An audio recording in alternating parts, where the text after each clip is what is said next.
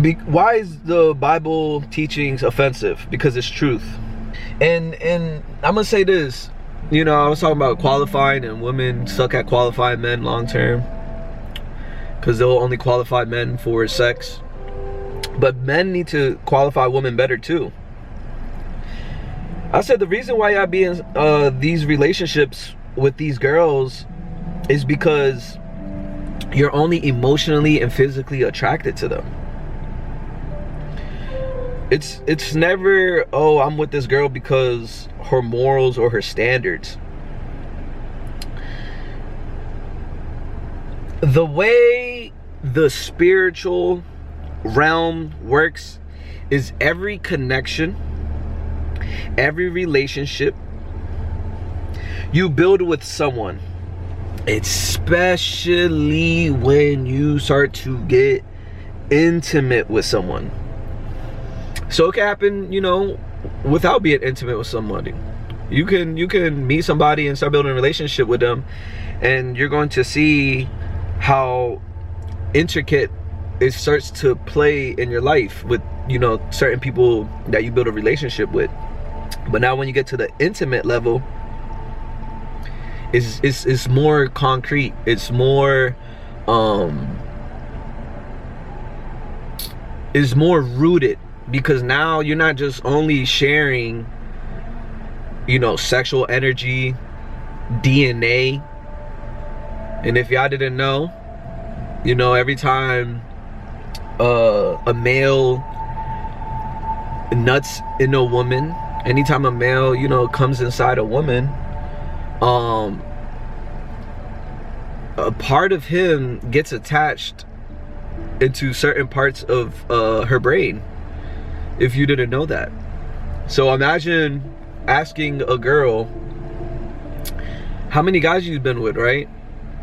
And out of those guys, if she gives you a real number or not, you have to ask yourself how many of these men actually came inside of her, right? And the more times a man has came inside a woman is the amount of times that she has a part of that man that she allowed inside in her now, without even him being there anymore, sexually, intimately, or physically.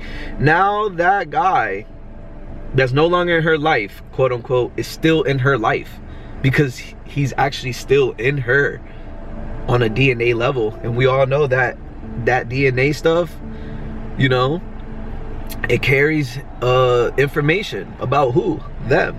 Now when you get super spiritual about it, these people, why they these girls, like, say, like, you know, they've been with a lot of dudes over before, most of them, when they become super chaotic, is because they're unfamiliar that actually letting a bunch of, you know, men inside of you, it creates a lot of things internally that they start to experience mentally. What do I mean by that?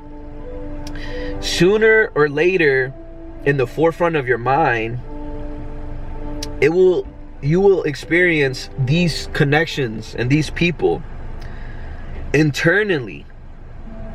Again, this might fly over your head, but what I'm saying is true. Now when you connect with these people and you let these people inside your life and you start to entertain them and blah blah blah, either you're gonna have people that you enter your life, and when they pop up in your mind, it's like a reinsurance. It's like a fortress for your purpose. It's like a fortress for who you want to be, what you want to be, how you want to be. Now if you let just other random people, strangers and people you're not too sure about or you're worried about enter your life, then guess what's gonna happen? In the forefront of your mind, throughout, you know, your life, throughout your day, you're gonna have negative thoughts, because these people may not have good intentions for you. Maybe they're not there to fulfill your purpose or your need in life, or, you know, your walk, let's say. Because now those people are going to be the ones popping up in your mind and you're gonna start to be entertaining foolishness. Foolishness. You think building a relationship with somebody is so external, is so light, that when you realize it's actually the most sacred thing in this world to build something with somebody, and especially a relationship, because now at one point it will go from external relationship to internal relationship, and that's where the spiritual realm starts to speak. That's where things and people start to intertwine in your life, just like nature does when you plant a seed. When you plant a seed, the seed starts to sprout its roots into the earth naturally over time, and then it builds a relationship with the dirt, the earth, other trees.